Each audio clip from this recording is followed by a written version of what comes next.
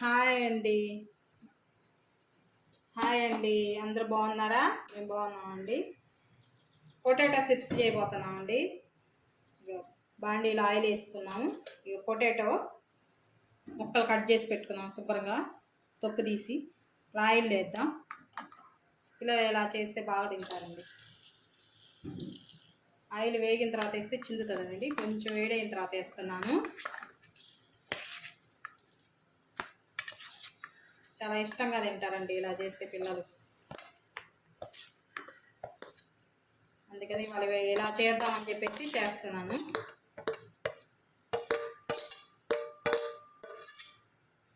ఇంతేనండి, ఆయిల్ వేసేసుకోవడం.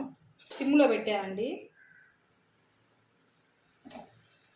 వేగిన తర్వాత చూద్దాం.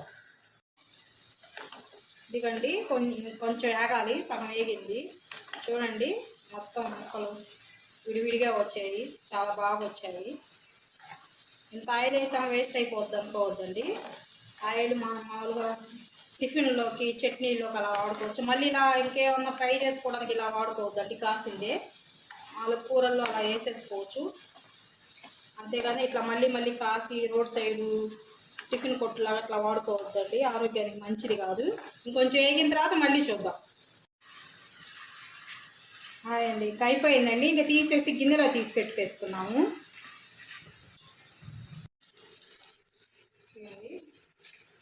గిన్నెలో తీసేసి పక్కన పెడదాము. తర్వాత ఉప్పు కారం కలుపుతాము.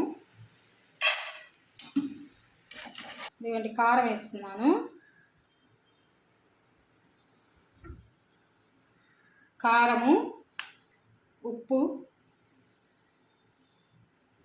మళ్ళీ ఉప్పుగా ఉంటుందేమో కొంచెం వేసాను. ఉప్పు కారం ఇలా కలిపేసేసుకొని వేడి అన్నంలో టమాటా పప్పు వేసుకొని ఇవి నంచుకొని తింటే సూపర్గా ఉండిద్దండి. మా ఛానల్ ఫాలో అవ్వండి, షేర్ చేయండి.